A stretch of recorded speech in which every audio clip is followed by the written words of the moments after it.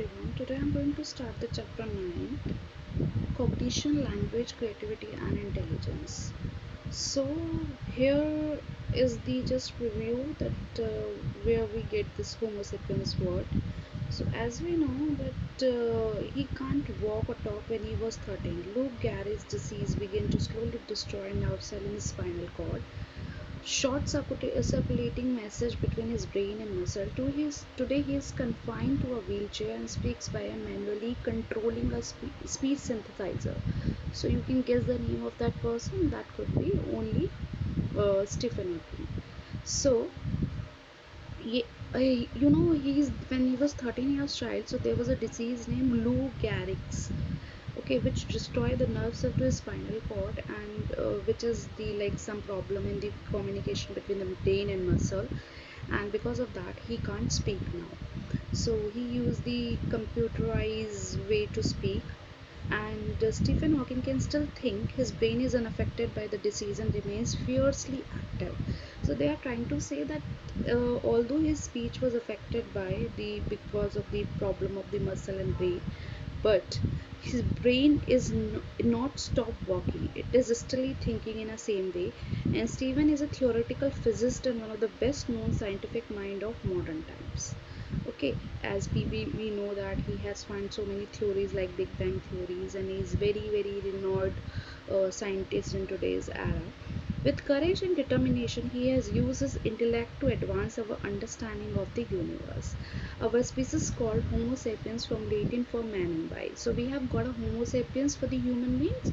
So in a scientifically way, for human you have to use the word Homo sapiens. And what is the meaning in Latin for Homo sapiens? Homo means man, and Latin and sapiens means wise. Wise means clever or intelligent. But what exactly is wisdom? How do we think? How are we able to solve problems? How do people like Stephen Hawking create works of science, art, and literature? What is intelligence? Is it all in our genes? For some preliminary answer, we will investigate thinking, problem solving, language, creativity, and intelligence in the following pages. What is thinking? Brain over brawn. What is the nature of thought? Human are highly adaptable creatures. Okay, see, only in this world who's having the adapting, very much good adapting power, that is human. We can live in desert, jungles, mountain, frenzied cities, placid retreats, and space station. Unlike other species, our success owes more to thinking ability and intelligence than it does to physical strength or spread. Let's see how concept, language, and mental images make abstract thinking possible. I hope you people understand that what is the meaning of abstract thinking, which is not visible, okay, which you think only can think about. That's called abstract thinking. Okay, so here we will talking about the cognition. Cognition referred to mentally processing information. It is related to mentally processing information. Our thought take many forms, including daydreaming. It is including like daydreaming, problem solving, and reasoning, to name but a few. Although thinking is not limited to humans, imagine trying to teach an animal to match the feats of Shakuntala Devi, who once set a world record for mental calculation by multiplying two randomly chosen 13-digit number in her head, given the answer in 20 seconds. Okay, so this is, you can understand the how the human intelligence work and how much it is far away from uh, like human is having a very good intelligence as compared to animals or other species of the universe. So some basic units of thought. As its most basic thinking is an internal representation, which is called mental expression of a problem or situation. Okay, so picture a chess player who mentally tries out several moves before actually touching a chess piece, but planning her move she can avoid many mistakes. Imagining planning what to study for an exam and what to stay at a job interview, or how to go get to your spring break hotel. In each of these cases, imagine what might happen if you couldn't plan at all. See, even we are studying for any entrance exam, for anything, we have some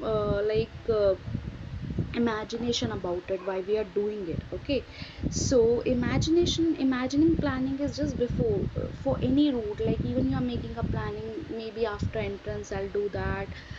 Suppose you become a clinical psychologist, so you will be like, that I will become a clinical psychologist, I would be licensed or whatever. So this is like imagination. So before doing anything, any thought, any planning, we need an imagination, and we are not doing in a practical way, we are thinking about it, and that is called imagine. The power of being able to mentally represent problems and plan is dramatically illustrated by chess grandmaster Miguel Nadrov, who once simultaneously played 45 chess games while blindfolded. Wow. See, you can see. They are the people like Miguel, who is like the chess grandmaster. He once played 45 chess games while he was blindfolded. How did Nadjov do it? Like most people, he used the basic units of thought, images, concepts, and language or symbols. Images are picture like mental representation. Okay, you know that we also use the word of schema, which is the meaning of mental images. And concepts are idea that represent category for objects or events. So concepts are ideas we present, you know, and language consists of words or symbol and rules for combining them. And language consists the words and symbol which combine them. So these are the important words which you have to remember. Okay. So thinking often involves all three units. For example, blindfolded chess player rely on visual image concepts. Game to begin with a strategy called an English opening and the notential system of language. Suppose, think about it, how this person is thinking without a blind, means with a blindfold, he's playing a chess. How? Because he know all the boxes, or you can say, I'm not getting a word to, what are the boxes in the chess. So he knows how many the boxes are there, and when the other person is playing the putting the any that object or any player of that game at any boxes or any place, so he is able to think about what is his next move and all, because his mentally image is working so fast, his concepts are so clear because of practice, and language is so clear, language is very combining. So because of all three mixture of very well, all because of all three sharp things, he is able to play the game in that way. Okay, so in a moment we will delve further into imagery, concept, and language. We aware, however, that thinking involves attention, pattern recognition, memory, thinking, decision making, intuition, knowledge, and more. So, thinking involves what? Attention, pattern recognition, memory, decision making, and knowledge and more. So this rest of this section is just a sample of what cognitive psychology is about. So mental imagery, does a frog have lips?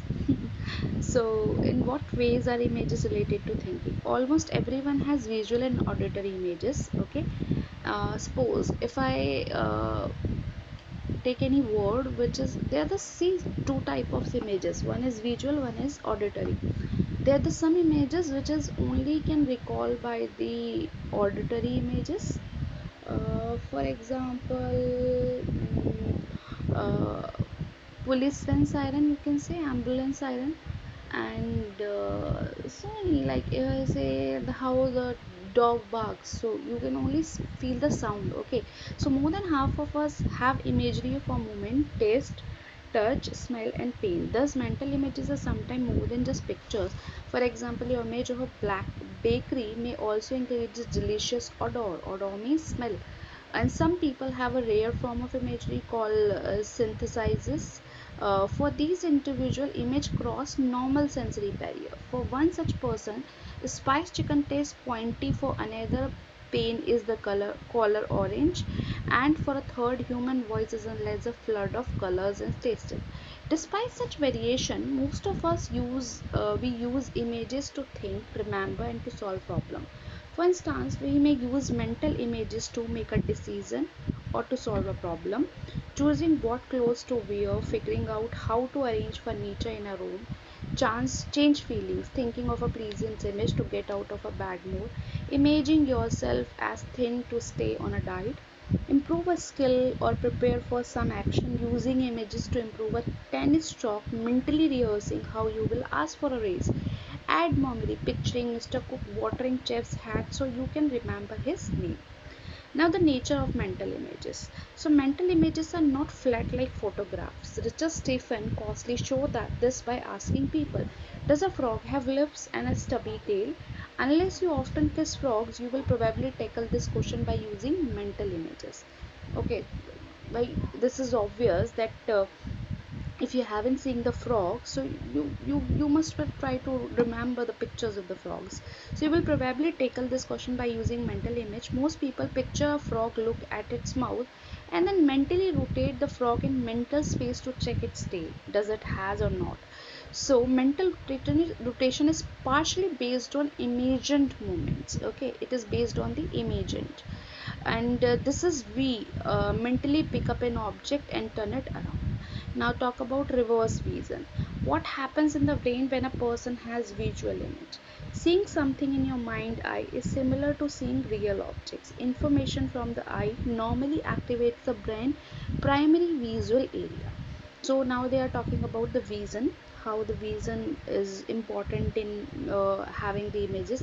So seeing is very important, okay, which is called mind's eye, and similar to seeing oral objects, real objects, information from the eye normally activates the brain primary visual area, creating an image, and other brain areas that help us recognizing the image by relating it to stored knowledge.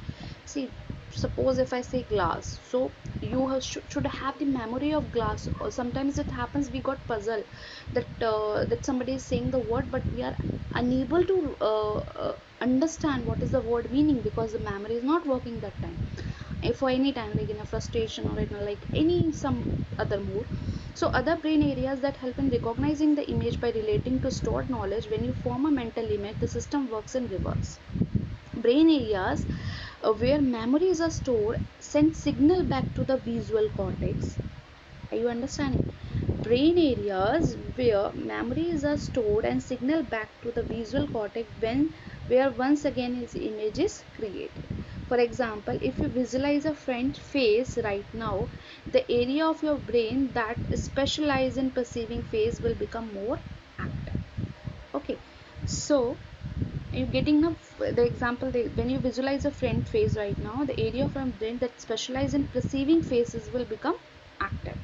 So using mental images, how are images used to solve problems? As you can see, these are we also do in this or these kind of these are some reasoning questions comes in a competitive exam, and sometimes we get to know which color is there. So this is on the basis of mental image. Not you will not get a dice there to solve this question. You have to visualize. So how are images used to solve problems? We use store images, it means information from memory, to apply past experience to problem solving. Let's say you are asked how many ways can you use an empty cartoon. Okay, so you might begin it by picturing use you have already seen, such as sorting buttons into a cartoon. To give more original answers, you will probably need to use created images which are assembled or invented rather than simply remembered. Thus, an artist may completely picture a proposed sculpture before beginning work. People with good imaginability tends to score higher on test of creativity.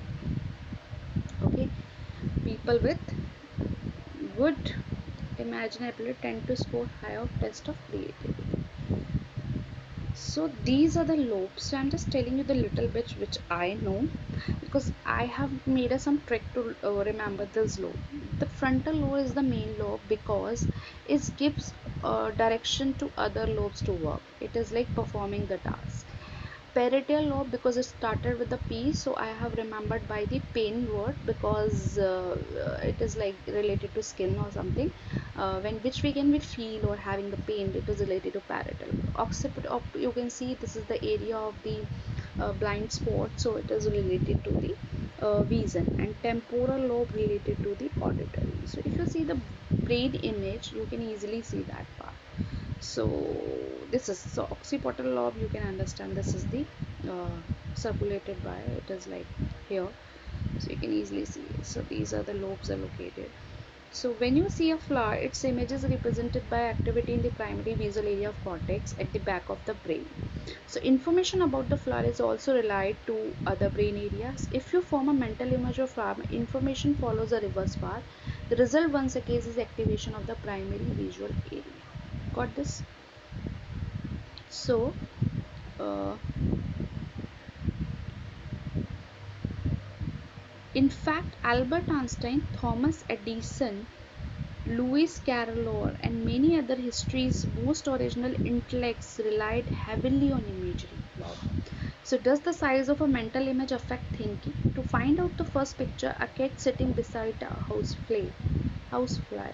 Where is that picture? Uh, to find out the picture cat sitting beside a housefly, now try to zoom in on the cats here so you see them clearly. Next picture is a rabbit sitting beside an elephant. How quickly can you see the rabbit's front feet? Did it take longer than picturing the cat ears? When a rabbit is pictured with an elephant, the rabbit's image must be small because the elephant is large. Obvious. So using such tasks, Stephen Kosslett found that smaller an image is, the harder it is to see its detail, because they are saying if the image is bigger then you can easily recall, but the image is shorter or small, then it will be more difficult to remember or recall. To put this finding to use, try forming oversized image of things you want to think about. For example, to understand electricity, picture the wires like large pipes and electrons the size of golf ball moving through them. To understand the human ear, explore it in your mind's eye like a large cave and so forth. This is the imagery part. Okay. And kinesthetic is like your how your body hold yourself. Muscular response related to thinking. In a sense, we think with our bodies as well as our heads. We think with our body, think with our body as well as our kinesthetic images are created from muscular sensations. Such images help us think about movements and action. As you think and talk, kinesthetic sensation can guide the flow of idea. For example, if you try to tell a friend how to make bread, you may move your hand as if kneading the dough, or try answering the question, which direction do you turn the hot water handle in your kitchen to shut off the water?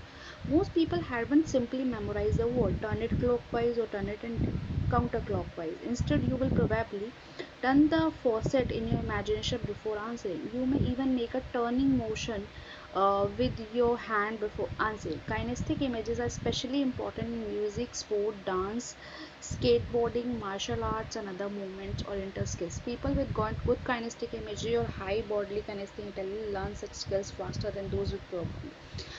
For example, the dancers are the good one and who having the good kinesthetic images. So like we can say, a study found that wrong climber use kinesthetic imagery to learn climbing routes and plan their next few moves.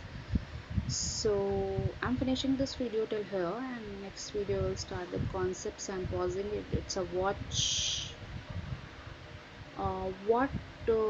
camclid something, the word is there. I'll start another video. Thank you.